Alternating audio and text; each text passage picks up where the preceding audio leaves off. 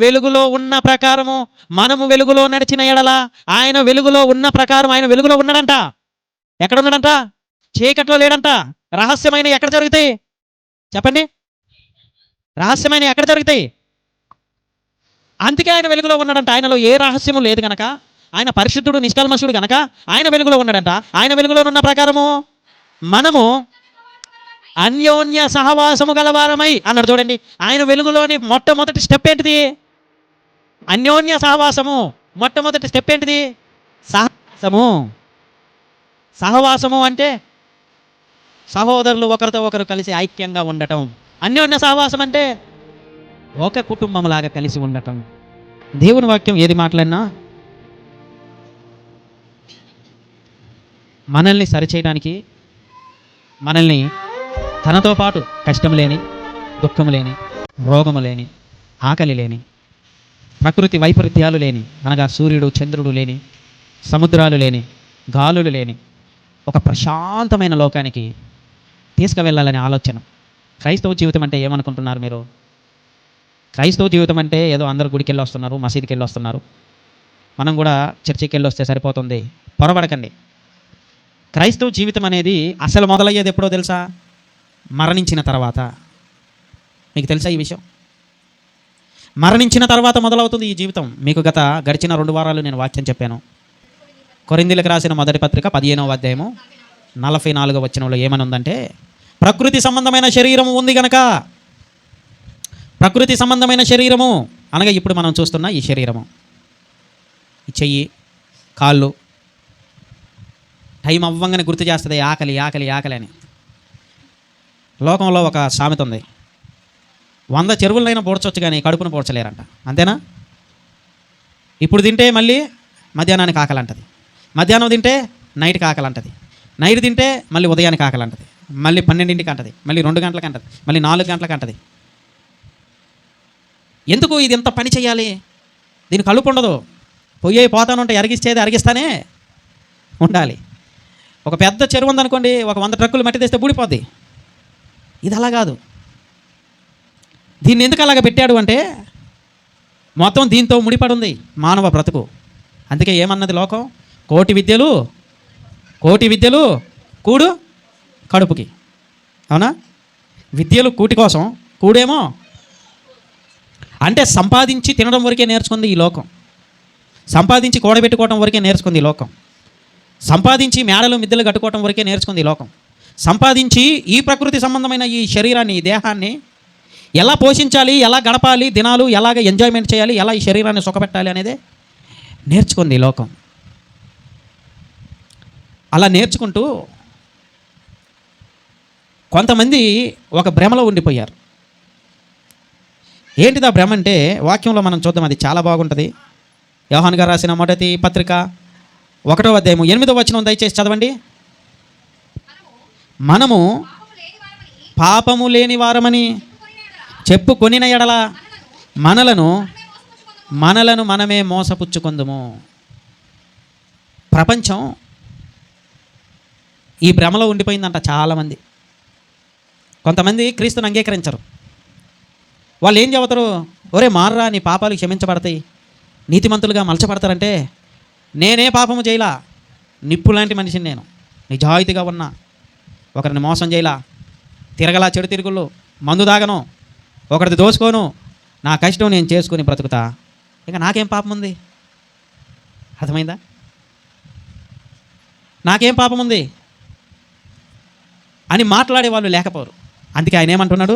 మనము పాపము లేని వారమని చెప్పుకొనిన ఎడల మనలను మనమే మోసపుచ్చుకొందుము, మరియు మనలో సత్యం ఉండదు. అలా చెప్పేవాళ్ళు అస్సలు సత్యం ఉండదంట. ఆమేన్. బైబిల్ ఎప్పుడు మనుషుల ఆలోచనలకు భిన్నంగా ఉంటుంది. అర్థమైందా మీకు? ఏమంటున్నాడు చెప్పండి ఇక్కడ? మనము పాపము లేని వారమని. అలాంటి ఆలోచనలతో ఎవరన్నా ఉంటే చెబుతున్నాడు దేవుడు ఏమన్నా తెలుసా? మనము పాపము లేని వారమని చెప్పుకొనిన ఎడల. మా బంధువులలో ఒకరు ఉన్నారు, ఆయన ఎవరన్నా ఏదన్నా చెబితే వెంటనే ఏమంటారు తెలుసా? మీ అందరికంటే ముందు నేనే పోతా పరలోకం, మీరు ఎవ్వరు పోరంటాడు. అంటే ఆయనకు అంత కాన్ఫిడెన్స్ ఉంది, కానీ గొడవలలో ఆయన ముందు ఉంటాడు. ఏదన్నా ఇబ్బంది జరిగిందంటే ఆయన ముందు ఉంటాడు. అంటే మనుషులు రాబోయే తరాలలో ఇలా మారతారని చెప్పి 2000 సంవత్సరాల క్రితం ఆలోచించిన యేసుక్రీస్తు ప్రభువారు పరిశుద్ధ ఆత్మని ప్రేరేపించి, ఇదిగో 20వ శతాబ్దంలో, 19వ శతాబ్దంలో, 30వ శతాబ్దంలో నా పిల్లలు వస్తారు నా కొరకు, నన్ను అంగీకరించి రక్షణ తీసుకుని నా కొరకు జీవించే కొన్ని ఆత్మలు లేస్తాయి. అలా లేచిన వారే మీరందరూ ఆమేన్. వాళ్ళని వాళ్ళు మోసపుచ్చుకోవద్దంటే కొన్నిటిలో జాగ్రత్త తీసుకోవాలి అని చెప్పాడు. ఆమేన్. ఇలాంటి మోసంలో ఉన్నవారికి మీరు తెలియచేయవలసిన విషయం ఏంటిదంటే, నాలో పాపం లేదు, నేను నీతిమంతురాలిని, నేను నీతిమంతుడిని, నేను నిజాయితీ పరులను అని కొంతమంది విర్రవీగే వాళ్ళు ఉంటారు. ఈ బ్యాచ్ ఉంటుంది. ఆ బ్యాచ్కి చెప్పవలసింది ఏంటంటే, నీ దేవుడైన యెహోవాను, నేను రోషము గల దేవుణ్ణి, భూమి మీదే కానీ ఆకాశం పైనే కానీ భూమి కింద ఉన్న నేలలోనే కానీ ఏ రూపాన్ని పూజించకూడదు. ఇది నెంబర్ 1 పాయింట్. ఎక్కడుంది ఈ మాట? మోషే గారు రాసిన 10 ఆజ్ఞలలో మొట్టమొదటి మాట. ఎందుకు ఆయన మొట్టమొదటి మాట అదే మెన్షన్ చేశాడు? ఎందుకు ఆయన దాని గురించి చెప్పాడు? నేను తప్ప వేరొక దేవుడు నీకు, ఫినిష్, ఆర్డర్ వచ్చేసింది, ఆజ్ఞ వచ్చేసింది. నన్ను తప్ప నువ్వు ఎవరిని పూజించినా, నన్ను తప్ప నువ్వు ఎవరిని కొలిచినా, నన్ను తప్ప నువ్వు దేన్ని ఆకారంగా రూపంగా చేసుకుని అది దేవుడని భ్రమపడినా నెంబర్ 1 పాపివి నువ్వే. నువ్వు వ్యభిచారం చేయని అవసరంలా, దొంగతనం చేయని అవసరంలా, మందు తాగని అవసరంలా, నువ్వు సిగరెట్లు తాగని అవసరంలా, నువ్వు ఇంకేదన్నా జోదమాడిన అవసరం లేదు. నన్ను తప్ప వేరే దానిని నువ్వు నిర్మించుకుని అది దేవుడు అనే ముద్ర వేశావు అంటే నువ్వు పాపివి. అందుకే ఆయన ఏమన్నాడు తెలుసా? నువ్వు కానీ ఒప్పుకుంటే, ఇన్ని రోజులు నేను మోసంలో ఉండిపోయాను, ఇన్ని రోజులు నేను భ్రమలో ఉండిపోయాను, ఇన్ని రోజులు దేవుడు కాని దాన్ని నేను ఆరాధించాను, దేవుడు కాని దాని వెనక పోరాడాను, దేవుడు కాని దానికి లక్షల రూపాయలు తగలబెట్టాను. కోట్ల రూపాయలు పెట్టిన వాళ్ళు కూడా ఉన్నారు, లేకపోరు. లక్షల రూపాయలు నేను పెట్టాను, ఇప్పుడు నేను ఒప్పుకుంటున్నాను, నువ్వు రక్షించడానికి నమ్మదగిన దేవుడు అని. ఆమేన్. అప్పుడు మన పాపములు తుడిచివేయబడి, కొట్టివేయబడి, కడిగివేయబడి ఆయన బాప్తిసం అనే ఒక గొప్ప కార్యక్రమంతో మనల్ని మళ్ళా నూతనంగా పసిబిడ్డ వలె లేవనెత్తుతాడు. అద్భుతం అండి దేవుడు. అందుకే మనకి 10 ఆజ్ఞలు తెలిసి ఉండాలా. 10 ఆజ్ఞలు ఎంతమందికి తెలుసు మీలో చెప్పండి? 10 ఆజ్ఞలు టకా ఎవరు చెప్పగలరు చెప్పండి? బేసిక్ నాలెడ్జ్, ఫండమెంటల్ నాలెడ్జ్ ఇది. ఈ స్కూల్ పిల్లవాడు స్కూల్లో నేర్చుకునే ఈ ABCD లాంటివి 10 ఆజ్ఞలు అనేది బైబిల్లో. అవి మీరు తెలుసుకోవాలి. అవి తెలుసుకుంటే ఎవరికన్నా చెప్పగలరు మీరు. అవి తెలుసుకుంటే ఎవరికన్నా నేర్పించగలరు మీరు. మీరే నేర్చుకోకపోతే, మీరే తెలుసుకోకపోతే, మీ పిల్లలకి నేర్పించకపోతే, మీ పిల్లలకి తెలపకపోతే ఎవరు చెబుతారండి ఈ లోకానికి? అనవసరమైన అన్నీ బాగా నేర్చుకుంటాం. ఈ వాక్యంలోకి వచ్చి బైబుల్ తీసి ఏదన్నా అడుగుదామంటే ఒక్కరి నోట్ల నుంచి మాట రాదు. పర్ఫెక్ట్గా ఉండాలి ప్రియులారా మీరు. ఎందుకో తెలుసా? లోకం ఎలాగుందంట మరొకసారి చదువుతాలి 7వ వచనం. మనము పాపము లేని వారమని చెప్పుకొనిన ఎడల మనలను మనమే మోసపుచ్చుకునే పరిస్థితిలోనికి వెళ్ళిపోతున్నాం. చాలామంది ఉంటారు చూడండి, నాలో ఏం పాపం లేదు, బాప్తీసంతో మొత్తం పోయింది, నేను ఇప్పుడు పరిశుద్ధురాలని, నాకేం అవసరం, చర్చి ఏం అవసరం, సంఘంతో సహవాసం ఏం అవసరం, ప్రభు బల్ల ఏం అవసరం, నవ్ ఐఎమ్ పర్ఫెక్ట్, నేను బాగున్నాను. సో ఒకసారి నేను క్రీస్తులో కడగబడి శుభ్రమయ్యాను కనుక నేను పరిశుద్ధంగా ఉన్నాను. అందుకే 7లో ఏం మాట్లాడుతున్నాడు చదవండి. 7వ వచనం. అయితే ఆయన వెలుగులోనున్న ప్రకారము మనమును వెలుగులో నడిచిన ఎడల, చాలా ఆపండి, ఆయన వెలుగులో ఉన్న ప్రకారము మనము వెలుగులో నడిచిన ఎడల, ఆయన వెలుగులో ఉన్న ప్రకారం, ఆయన వెలుగులో ఉన్నాడంట. ఎక్కడ ఉన్నాడంట? చీకట్లో లేడంట. రహస్యమైన ఎక్కడ జరుగుతాయి చెప్పండి? రహస్యమైన ఎక్కడ జరుగుతాయి? అందుకే ఆయన వెలుగులో ఉన్నాడంట. ఆయనలో ఏ రహస్యము లేదు గనక, ఆయన పరిశుద్ధుడు, నిష్కల్మషుడు గనక ఆయన వెలుగులో ఉన్నాడంట. ఆయన వెలుగులో ఉన్న ప్రకారము మనము అన్యోన్య సహవాసము గలవారమై అన్నాడు. చూడండి, ఆయన వెలుగులోని మొట్టమొదటి స్టెప్ ఏంటిది? అన్యోన్య సహవాసము. మొట్టమొదటి స్టెప్ ఏంటిది? సహవాసము. సహవాసము అంటే సహోదరులు ఒకరితో ఒకరు కలిసి ఐక్యంగా ఉండటం. అన్యోన్య సహవాసం అంటే ఒక కుటుంబంలాగా కలిసి ఉండటం. నా సహోదరుడికి బాధ, నా సహోదరుడికి అనారోగ్యం వచ్చింది, నా సహోదరుడికి ఇబ్బంది వచ్చింది, నా సహోదరుడికి సమస్య వచ్చింది, నీ సొంత అన్నదమ్ముడు అయితే నువ్వు వదిలేస్తావా? చెప్పండి, వదిలేస్తారా? ఎవరికి చెబుతున్నాడు ఈ మాట? ఈ మాట ఎవరికి చెబుతున్నాడు? అయితే ఆయన వెలుగులోనున్న ప్రకారము మనము కూడా వెలుగులో నడిచిన ఎడల, వెలుగులో నడిచే వారికి చెబుతున్నాడు. వెలుగులో నడిచే వారితో అలాగ ఉండమంటున్నాడు. వెలుగులో ఉండాలి, ఆయన వెలుగులో ఉండాలి, ఆయన నీడలో ఉండాలి, ఆయననే ప్రాముఖ్యంగా ప్రధానంగా మనం ఎంచుకుని ఆయనకు విలువనిస్తూ వెళ్ళాలి. ఎవరికి? మన కోసం మరణించిన యేసుక్రీస్తు ప్రభువుకి. ఆమేన్. ఎప్పుడైతే ఆయనతో సహవాసం కలిగి మనం ఉంటున్నామో అప్పుడు ఆయనతో పాటు మనం నడిచినట్టు, ఆయన వెలుగులో ఉన్న ప్రకారము మనం కూడా వెలుగులో నడిచిన ఎడల మనం అన్యోన్య సహవాసం గలవారమై యుందుము. ఎప్పుడు ఉంటామంట అలాగా? ఎప్పుడు ఉంటామంట? ఆయన వెలుగులో నడిచినప్పుడు అన్యోన్య సహవాసం అనేది జరుగుతుందంట. సహోదరులకి ఐక్యత లేదు, సంఘానికి వచ్చిన సహోదరులకి అండర్స్టాండింగ్ లేదు, సంఘానికి వచ్చిన సహోదరులు ఒకరు బాధపడుతున్నా, ఇంకొకరు సంతోషిస్తున్నారు, సహోదరులు ఇబ్బంది పడుతున్నా, ఎవ్వరు పరామర్శించట్లేదు. కనీసం ఏంటమ్మా నీ పరిస్థితి, ఏంటయ్యా నీ పరిస్థితి అని అడగట్లేదంటే వాళ్ళు వెలుగులో లేరు. ఆమేన్. ఎక్కడ లేరంట వాళ్ళు? వెలుగులో ఉన్న వాళ్ళు వెలుగులో నడవాలి అనుకున్న వాడిని బలపరుస్తాడంట. ఎవరిని? వెలుగులో నడవాలి అనుకున్న వారిని బలపరుస్తారంట. అంతేగాని వెలుగులో నడవకుండా బాగా దేవుడికే వ్యతిరేకంగా ముదిరిపోయిన బెండకాయలు ఉంటాయి కొన్ని దేవుల్లో, వాళ్ళని తగిలించుకుని వాళ్ళ కోసం ప్రయాసపడకండి. ఏమంటున్నాడు? వెలుగులో నడిచిన ఎడల మనము అన్యోన్య సహవాసం గలవారమై యుందుము. అప్పుడు ఆయన కుమారుడైన యేసు రక్తము ప్రతి పాపము నుండి మనలను పవిత్రులునుగా చెయ్యును. ఆమేన్. ఇక్కడ వెలుగు అంటే ఏంటిది అనుకుంటున్నారు? చెప్పండి. వాక్యం అర్థమవుతుందా మీకు? వాక్యం అర్థమవుతుందా? చేయలేపండి అర్థమయ్యే వాళ్ళు. Very good. ఇక్కడ వెలుగు అనేది ఏంటిది అనుకుంటున్నారు? వెలుగు అనేది ఆయన క్రియలకు సాదృశ్యము. ఆమేన్. ఆయన క్రియలు. నీ సహోదరుడు బాగా సమస్యలో ఉన్నాడు, మీరు ఆలోచిస్తున్నారా? ఒకవేళ ఆలోచిస్తున్నారనుకో, ఆన్సర్ వచ్చేవరకు ఆగాలి. నేనే ఇబ్బందుల్లో ఉన్నాను, మిమ్మల్ని నేను ఆశ్రయించాను, ఆ ఆన్సర్ మరలా మీ దగ్గర నుంచి నాకు వచ్చేవరకు నేను ఆగాలి. తొందరపడిపోతే కుదరదు. అంటే ఎందుకు ఈ మాట నేను చెబుతున్నాను మీరు బాగా అర్థం చేసుకోండి. కొన్నిసార్లు ఈ తొందర వల్ల మనం ఏమవుతుందంటే సహవాసం చీలిపోద్ది. అర్థమవుతుందమ్మా మీకు? సహవాసాలు ఎలా చీలిపోతాయి? అర్థం చేసుకోకపోవటం వలన. అవునా? అర్థం చేసుకుంటే సహవాసం అనేది నిలబడిద్ది. ఇప్పుడు మాతో సంఘం మొదలు పెట్టక ముందు నుంచి జర్నీ చేస్తున్నాయి కొన్ని కుటుంబాలు ఇక్కడ. ఇంతవరకు ఏ విభేదాలు మా మధ్య రాలేదు, ఇంతవరకు మేము విడిపోయింది లేదు. ఎందుకంటే ఒక సంఘంగా వెలుగులో నడుస్తున్న మనము అన్యోన్య సహవాసం కలిగి వెళ్తున్నాం కనుక పర్ఫెక్ట్గా ఉన్నాయి బంధాలు. ఇప్పుడు కొన్నిసార్లు కొన్ని బంధాలు విడిపోతున్నాయి, తెగిపోతున్నాయి అంటే మొట్టమొదటి వెలుగు క్రియలు మనలో లేవు, వెలుగు సంబంధిత ఆలోచనలు మనలో లేవు, వెలుగు సంబంధమైన పనులు మనం ఎంచుకోలేదు కనుక చీకటి సంబంధమైన క్రియలకు మనము తోవనిస్తున్నాము. ఆమేన్.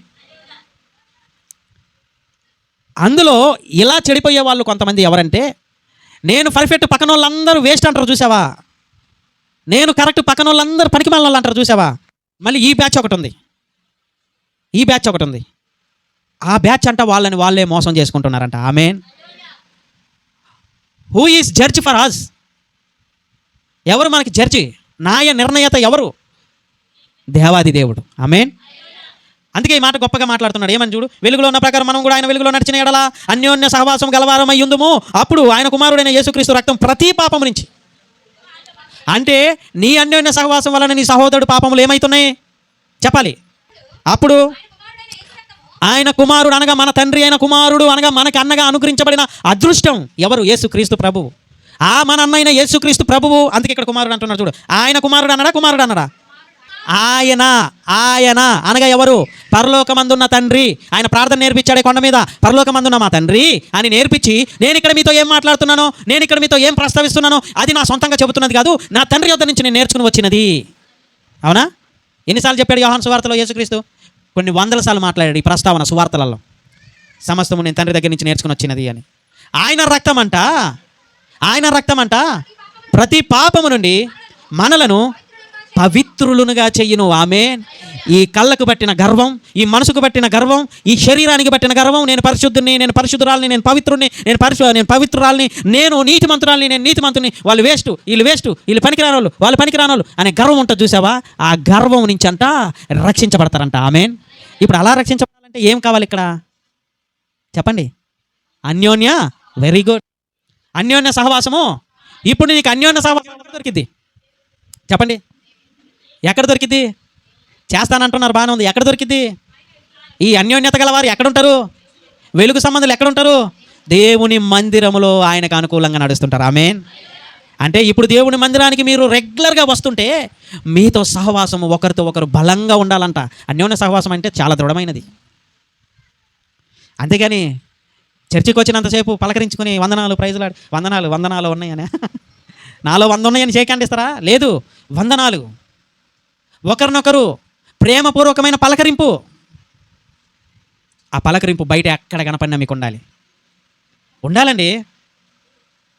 ఏముంటుంది, సేవకుడు కనపడితే కూడా వందనాలు చెప్పరు ఇక్కడ. ఎందుకంటే ఇది చాలా అవసరం. ఇంకా ఏమంటున్నాడు చూడండి, ఇంకేమంటున్నాడు. నేను మీకు ఇంకా 2 మాటలు చెప్పి ముగిస్తాను, ఆలస్యం అవుతుంది. అమ్మా మరలా మీరు ఓకే.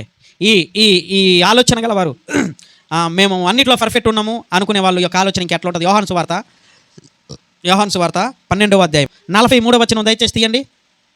యోహాను సువార్త 12వ అధ్యాయం 43వ వచనం. వారు దేవుని మెప్పు కంటే మనుషుల మెప్పును ఎక్కువగా అపేక్షించిరి. ఇంకొక బ్యాచ్ మీకు ఇవాళ దేవునికి మనకి తెలియకుండా వ్యతిరేకమైన క్రియలు కొన్ని ఉంటాయి. దేవునికి వ్యతిరేకమైనవి, మనకి తెలియనివి. అందులో ఇదొకటంట. ఏది? వారు దేవుని మెప్పు కంటే మనుషుల మెప్పు ఎక్కువగా అపేక్షించిరి. ఎవరాళ్ళు? కొంతమంది సేవకులు ఉంటారు. ఏమైపోవాలా, మెసేజ్ అయిపోగానే టప టప టప టప టప చింతకాయలు రాలంటే చప్పట్లు కొట్టాలా? ఎందుకు? మెప్పించాలి ఈ సేవకుని. బాగా లేకపోయినా పక్కన ఉంటారు టీం ఒకటి, అబ్బా అన్న ఏమి చెప్పావన్నా ఇవాళ, భలే చెప్పావన్నా నువ్వు ఇవాళ, దేవునికి స్తోత్రం, ఎన్నో అద్భుతమైన వాక్యాలు వచ్చిన మా వాళ్ళు ఒక్కసారి నన్ను అలా అంటే నన్ను బతికిస్తున్నారు. ఆమేన్. ఏమంటున్నాడు? వారు దేవుని మెప్పు కంటే మనుషుల మెప్పు ఎక్కువగా. కొంతమంది ఉంటారు, ఎవరైతే వినాలనుకుంటారో, సపోజ్ నాకు ప్రార్థన వినిపించాలని కల్పనకు అనుకుందాం, నేనుంటేనే చెయ్యాలనుకుంది, ఎందుకంటే నేను వినాలి, మార్కులు వేయాలి ఆమెకి అనుకుందాం. అప్పుడు ఎవరు మెప్పు కోరుకున్నట్టు చెప్పాలి మీరు. అర్థమవుతుంది? వాక్యం బాగుందా? వెరీ గుడ్, సంతోషంగా వింటున్నారు మీరు. ఎవరు మెప్పు కోరుకున్నట్టు? అంతేనా? ఇప్పుడు ఎవ్వరు లేరు, నేను ఉండను, ఎవరు ఉండను, ప్రార్థన చేయాలనగానే వెంటనే టక్కును మోకరించేసి ప్రార్థన చేస్తారు. ఇప్పుడు వీళ్ళు ఎవరు మెప్పు కోరుకున్నట్టు? వెరీ గుడ్, మీకు బాగా అర్థమవుతుంది. ఎవరు మెప్పు కోరుకున్నట్టు? దేవుని మెప్పు కోరుకున్నట్టు. ఇప్పుడు దేవుడు మెప్పు కోరుకునే వారికి ఎందుకు అడగక ముందే ప్రేరణ వచ్చేసి పరిగెత్తిపోతున్నారంటే, వాళ్ళు వెలుగులో నడుస్తున్నారు కనుక వెలుగు నుంచి మాట రాగానే ఆ వెలుగుని నేను పట్టుకోవాలనే ఆలోచనలోకి వెళ్ళిపోతున్నారు. ఆమేన్. అందుకే వెంటనే అట్రాక్ట్ అయిపోతుంది. వెలుగు ఇక్కడ చీకటి ఉందండి, వెలుగు పడంగానే ఏమైపోద్ది? దాని ఒరిజినాలిటీ బయటపడిపోద్ది. అవునా? చీకటిగా ఉంది, అంతా నల్లగా ఉంది, పైన ఏముందో మనకి తెలియదు. ఈ గోడ మీద వెలుగు వచ్చేసింది, వెంటనే దీని మీద ఉన్న లోపాలన్నీ బయటపడతాయి. అవునా? అర్థమైందా మీకు? ఎప్పుడైతే వెలుగుతో మనం జర్నీ చేస్తున్నామో, అన్యోన్య సహవాసం కలిగి సంఘముతోనూ దేవుడి బిడ్డలతోనూ దేవుడితోనూ ప్రయాణిస్తున్నామో, అప్పుడు మనలో ఉన్న ప్రతి లోపము దేవుడి దగ్గర బయటపడుతుంటే దాని నుంచి మనల్ని దేవుడు విమోచిస్తుంటాడు. ఆమేన్. ఎప్పుడైతే వెలుగుతో సహవాసం మనకి తగ్గిపోతుంటుందో అప్పుడు లోపాలు బయటపడవు. లోపాలు ఎప్పుడు బయటపడతాయి అంటే దేవుడితో ఎక్కువ నడిచే కొద్దీ బయటపడతాయి. ఆమేన్. లేకపోతే మనము మనుషులను మెప్పించే వారముగా ఉండిపోతాం. మనుషులను ఎలా మెప్పించాలి? మందిరంలో సేవకుడు రాగానే అడావుడి చేసేయాలా? పనులు చేసేయాలా? అడావుడి. కొంతమంది సేవకులు కూడా ఉంటారండి, డబ్బులు బాగా ఇచ్చే వాళ్ళని చక్కగా, అమ్మ మీరు చాలా గొప్పవాళ్ళమ్మ, మంచి మనసు ఇచ్చాడు దేవుడు, వీడు బొంద ఇచ్చాడు. డబ్బులు ఇచ్చారు కనుక వాళ్ళు ఎలాగున్నా మంచి వాళ్ళు ఈయన దృష్టికి. అలాగని డబ్బులు ఇవ్వని వాళ్ళు చెడ్డోళ్ళ? డబ్బులు ఇవ్వని వాళ్ళు ఇంకా పర్ఫెక్ట్గా ఉండొచ్చేమో. ఆమేన్. సంఘానికి పర్ఫెక్ట్గా ఉన్న వాళ్ళు కావాలా, డబ్బులు ఇచ్చేవాళ్ళు కావాలా? చెప్పండి. Very good. అందుకే ఏమన్నాడు దేవుడు? ఏమన్నాడు బైబిల్లో? 99 మారు మనసు లేని వారు రావటం కంటే మారు మనసు కలిగి నా నడిచే వాళ్ళు ఒక్కరు వచ్చినా చాలన్నాడు. ఆమేన్. అది దేవుడి ఆలోచన, ఇది మనుషుల ఆలోచన. చూడండి ఎంత అద్భుతంగా దేవుడు మాట్లాడతాడు. చదువమ్మా. వారు దేవుని మెప్పు కంటే మనుషుల మెప్పును ఎక్కువగా అపేక్షిస్తున్నారు. ఒకటి మర్చిపోయాను, మీరు అంతటా యేసు బిగ్గరగా ఇట్లా, నేను నా యందు విశ్వాసం ఉంచువాడు నా యందు కాదు కానీ నన్ను పంపిన వాని యందే విశ్వాసం ఉంచుచున్నాడు. మీరు మర్చిపోతున్నారు. పదే పదే పదే పదే మీరు నన్ను పలుకుతున్నారు, ప్రస్తావిస్తున్నారు. యేసు యేసు యేసు. కూర్చున్న యేసయ్య, లేచిన యేసయ్య, పడుకున్న యేసయ్య, రోగం వచ్చిన యేసయ్య, అప్పులైన యేసయ్య, ఆనందం వచ్చిన యేసయ్య. కానీ ఏమంటున్నారు చూడాయన? అంతటా యేసు బిగ్గరగా ఇట్లా నేను నా యందు విశ్వాసం ఉంచువాడు నా యందు కాదు నన్ను పంపిన వాని అందే విశ్వాసం ఉంచుచున్నాడు. అందుకే మీ హృదయం ఎలా ఉండాలో తెలుసా? మీరు యేసు ప్రభుని విశ్వసిస్తున్నారంటే ఆటోమేటిక్గా పరిశుద్ధాత్మ దేవుని తండ్రిని మీరు విశ్వసిస్తున్నారు అని అర్థం. అయితే వీళ్ళున్నారని మీరు మర్చిపోవద్దు. ఎందుకంటే మనిషిని డిస్టర్బ్ చేసేది 3. ఏంటివి? ఒకటి వినికిడి, ఒకటి చూపు, ఒకటి మనసు. ఓకే, కరెక్టా నేను చెప్పింది? ఏంటి చెప్పండి? ఒకటేమో వినికిడి. అందుకే మంచి మంచి గవర్నమెంట్ ఆఫీసులలో 3 కోతులను పెట్టి, ఒకటేమో కళ్ళు మూసుకుంటుంది, ఒకటేమో చెవులు మూసుకుంటుంది, ఒకటేమో మూసుకుంటుంది. అవునా? మిమ్మల్ని డిస్టర్బ్ చేసేది 3. ఏంటివి? వినడం, చూడడం, మాట్లాడడం. వీటన్నిటికీ కేంద్రం ఏది? హృదయం. వీటన్నిటికీ కేంద్రం ఏది? అవునా కాదా? జనాల్ని అలా చెడగొడుతున్నారు. ఈ సినీ ఇండస్ట్రీ వాళ్ళు జనాల్ని అలా చెడగొడుతున్నాడు. ఏమీ తెలియని కుర్రోళ్ళకి వాడు వెంటనే ఏం చూపిస్తాడు? అక్కడ మంచి కంటితో ఒకటి చూపించేసి హృదయం ఎక్కడ ఉన్నదని స్టార్ట్ చేస్తున్నాడు. కానీ దేవుడు ఏమంటాడంటే, అమ్మా, దేవుడు ఏం మాట్లాడుతున్నాడో మీరు ఒక్కసారి చూడండి. మార్క్స్ వార్త 12వ అధ్యాయము 30వ వచనం దయచేసి చదవండి. దేవుడు కోరుకుంటున్న ప్రధానమైన ఆజ్ఞ, నీవు నీ పూర్ణ హృదయంతోనూ, నీ పూర్ణ ఆత్మతోనూ, నీ పూర్ణ వివేకముతోనూ, నీ పూర్ణ బలముతోనూ నీ దేవుడైన ప్రభువును ప్రేమింపవలెననున్నది ప్రధానమైన ఆజ్ఞ. ఆమేన్. ఆజ్ఞలు చాలా చెప్పాడు దేవుడు. నిన్ను వలె నీ పొరుగువాన్ని ప్రేమించండి. అవునా? దీన్నైతే చేస్తున్నాం. పొరుగువాన్ని ప్రేమిస్తున్నాం అని చెప్పి మన కాడ 4 జతలు ఉంటే దాంట్లో చినిగిపోయిన జత పొరుగు వాళ్ళకి ఇస్తాం, లేని వాళ్ళకి. మంచిది మాత్రం ఇయ్యం. వేడి అన్నం వండుకుంటే మనం ఆటు తీసుకుని సద్ది అన్నం వాళ్ళకి ఇస్తుంటాం, సద్ది కూరలు వాళ్ళకి ఇస్తుంటాం. బాగా ప్రేమిస్తాం. మనం ప్రేమించడంలో నెంబర్ 1. ఎందుకు? దేవుడు ఆజ్ఞ చెప్పాడు కదా, నిన్ను వలె నీ పొరుగువాన్ని. నిన్ను వలె ప్రేమించడం అంటే ఏంటిది? నువ్వు వేడి పొగలు వచ్చేది తింటే వాళ్ళకు కూడా పొగలు వచ్చేదే. అవునా? Very good. ప్రేమిస్తే అలా ప్రేమించండి, లేకపోతే వదిలేయండి. ఎవరు అడిగారు ప్రేమించమని? అయితే వీటన్నిటికంటే ప్రధానమైనది ఒకటి ఉంది. అదేంటిదంటే నీ పూర్ణ హృదయముతో. ఇప్పుడు నీ హృదయము ఎక్కడుండాలి? పూర్ణంగా ఉండాలి. నీ పూర్ణ హృదయముతో, నీ పూర్ణ ఆత్మతో, నీ పూర్ణ హృదయముతో, నీ పూర్ణ ఆత్మతో. పూర్ణ హృదయం అని చెప్పాడు. ఓకే, హృదయం మాకు తెలుసు, ఎందుకంటే దాన్ని అనుభవిస్తున్నాం. మరి పూర్ణ ఆత్మ అనే దానికి నేను ఈరోజు మీకు చెబుతాను, వినండి. మొట్టమొదట్లో మనం ఏం చదువుకున్నాం? వెలుగు సంబంధమైన ఆయన వెలుగులో నడిచినట్లు కూడా మనం కూడా ఆయన వెలుగులో. ఈ నడవటం అనేది ఏది చేపిస్తుంది మనతో? ఏది జరిగిస్తుంది? శవం జరిగిస్తుందా? బ్రతికున్న మనిషి జరిగిస్తాడా? అంటే ఎవరి శరీరాలలో అయితే ఆత్మ ఉందో వాళ్ళు వెలుగు సంబంధమైన క్రియలతో నిండిపోయి ఉండాలి. అదే పూర్ణాత్మతో. ఆమేన్. అర్థమైందా వాక్యం మీకు? ఎవరైతే ఆత్మలు ధరించుకుని ఉన్నారో, ఆత్మ లేని వాళ్ళు చేయలేపండిడా. అందరూ అలా అట్టుకున్నారు. అలా లేదా ఉన్నారు ఇంకా. మీరు చనిపోతే మీ ఆత్మ వెళ్ళిపోయినట్టు. ఆత్మ ఉన్న వాళ్ళు చేయలేపండి. అందరికి ఉంది ఆత్మ. అంటే మీ పూర్ణాత్మతో మీ ఆత్మతో మీరు ఏం చేస్తున్నారు? మాట్లాడుతున్నారు, వింటున్నారు, తింటున్నారు, నడుస్తున్నారు, పనులు చేస్తున్నారు. అయితే అవన్నీ కూడా వెలుగు సంబంధమైనవి కావాలంట. ఆమేన్. అదే పూర్ణాత్మ అంటే. నంబర్ 1 మీ పూర్ణ హృదయముతో, 2 మీ పూర్ణాత్మతో, నీ పూర్ణ ఆలోచించే శక్తితో. నీకు ఒక ఆలోచన ఉంది. ఈ ఆలోచన శరీరం మొత్తాన్ని నడిపిస్తుంది. ఈ బ్రెయిన్ అనేది ఈ అనాటమీ మొత్తాన్ని నడిపిస్తుంది. నీ చేతులకు కదలికనిస్తుంది, నీ నోటికి మాటనిస్తుంది, నీ కాళ్ళకి నడకనిస్తుంది, నీకు ఆకలి పుట్టిస్తుంది, నీకు చూపునిస్తుంది, నీకు వినికిడినిస్తుంది. ఎప్పుడైతే ఈ బ్రెయిన్ అనేది డెడ్ అవుతుందో కొన్నిసార్లు మనుషులు బ్రతికున్న శవాలు అవుతారు, కోమాలోకి వెళ్తారు. ఆమెన్. ఓకే, ఇప్పుడు నీ ఆత్మ నీకు పర్ఫెక్ట్గా పనిచేస్తుందంటే ఈ వివేకాన్ని దేనికి పెట్టాలి? మీరు దేవుని సంబంధమైన వెలుగు క్రియలకి పెట్టాలి. ఆమేన్. అంతేగాని మన అతి తెలివి తీసుకుపోయి ఏదో 10 రూపాయలు ఉన్నాయని 10 రూపాయల వడ్డీకి 20 రూపాయల వడ్డీకి ఇచ్చావనుకో, నీకు నువ్వు శిక్షణ కొని తెచ్చుకున్నట్టే. అన్యోన్య సహవాసం కలిగి ఉండటం అంటే ఏంటిది? నీ సహోదరులకి మీరు చేసేది ఎలాగుండాలి? అది ఇచ్చి పుచ్చుకునేదిగా ఉండకూడదు. ఇచ్చి పుచ్చుకోవడం అంటే ఏంటి? 10,000 ఇస్తారు, 500 వడ్డీ తీసుకుంటారు. ఏమైపోతుంది అప్పుడు? ఇస్తున్నారు, గట్టిగా పుచ్చుకుంటున్నారు. 10కి 15, 20, 30. ఇది రాంగ్. దేవుడు మెచ్చడి. ఇది నీకు టీవీ ఉంది, నువ్వు ఎలాగ పాడైపోయి నాశనం అయిపోతున్నావు, పక్కన వాళ్ళు పిలుస్తుందా? ఈ సీరియల్ భలే ఉంటుంది. అబ్బా నిన్న వాడు వాళ్ళ అత్త మీద కత్తి లేపాడు, ఇవాళ పొడుస్తాడా కత్తి కింద పడేస్తాడా, సస్పెన్స్ అది. నాతో పాటు నువ్వు చూద్దురా. ఈ వివేకం ఎక్కడికి వెళ్తుంది? అజ్ఞానంలోనికి వెళ్తుంది. నీకు మందు అలవాటు ఉంది, బాగున్నోని కూడా బలవంతం చేస్తాను. నీకు ప్యాకెట్ అలవాటు ఉంది, బాగున్నోని కూడా పాడు చేస్తాను. నీకు లాడ్జీల చుట్టూ తిరిగి అలవాటు ఉంది, దరిద్రపు అలవాటు, బాగున్నోని కూడా పాడు చేస్తాను. నీ గొడవలు అలవాటు ఉన్నాయి, బాగున్నోని కూడా తీసుకెళ్ళిపోతాం. రారవాడు సంగతి తేల్చొద్దాం. కాళ్ళు చేతులు పగలు కొట్టించుకుని వస్తున్నారు. పూర్ణ వివేకముతో, మొట్టమొదటిది పూర్ణ హృదయముతో, పూర్ణ ఆత్మతో, పూర్ణ వివేకముతో, నీ పూర్ణ బలం, నీకివ్వబడిన బలం ఉందే, నీకివ్వబడిన బలంతో పరిగెత్తుతున్నవే, నీకివ్వబడిన బలంతో సాహసాలు చేస్తున్నవే.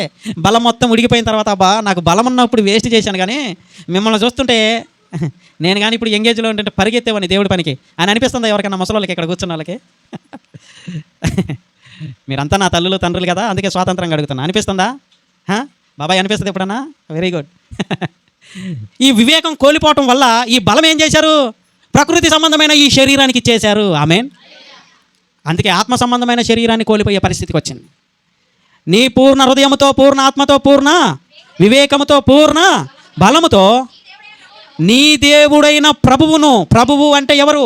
ప్రధానులకు పదారి, రాజులకు రాజు, అందరికంటే పైన ఉన్నవాడు ప్రభువు. ఆయనకు మాత్రమే ప్రేమించాలి. ఎవరిని ప్రేమించాలమ్మా? నీ దేవుడైన ప్రభువును. ఎలా ప్రేమించాలి? ఎలా ప్రేమించాలి? హృదయపూర్వకంగా ప్రేమించేవాడు మనసు ఒకలాగుంటుంది, అవసరానికి ప్రేమించే వాళ్ళ మనసు ఒకలాగుంటుంది.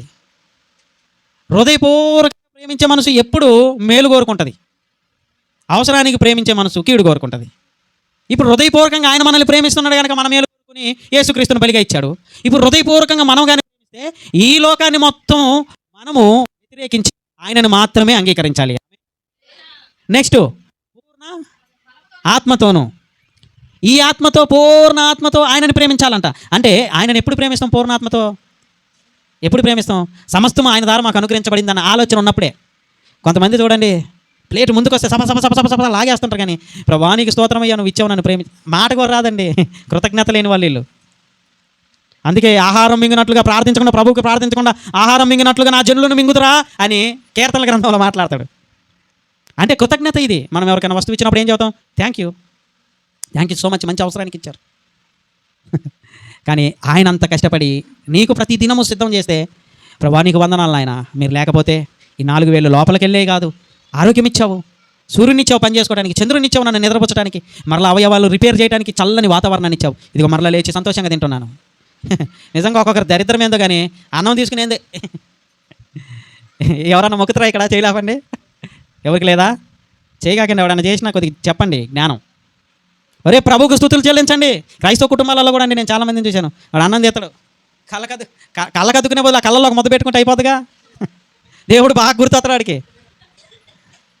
Very good. నీ పూర్ణ బలంతోనూ, నీ పూర్ణ ఆత్మతోనూ, నీ పూర్ణ వివేకంతోనూ, నీ పూర్ణ హృదయంతోనూ నీ దేవుణ్ణి ప్రేమించవాలనేది ప్రధానమైన ఆజ్ఞ. ఈ వారం దేవుడు మీకు చెప్పిన ఆజ్ఞ. ఎంతమంది ప్రేమిస్తారు చెప్పండి? పూర్ణ బలముతో, పూర్ణ ఆత్మతో, పూర్ణ వివేకంతో. ఏనా మీరు ప్రేమించరా? లేపండి గట్టిగా. గుడ్. ఆమేన్.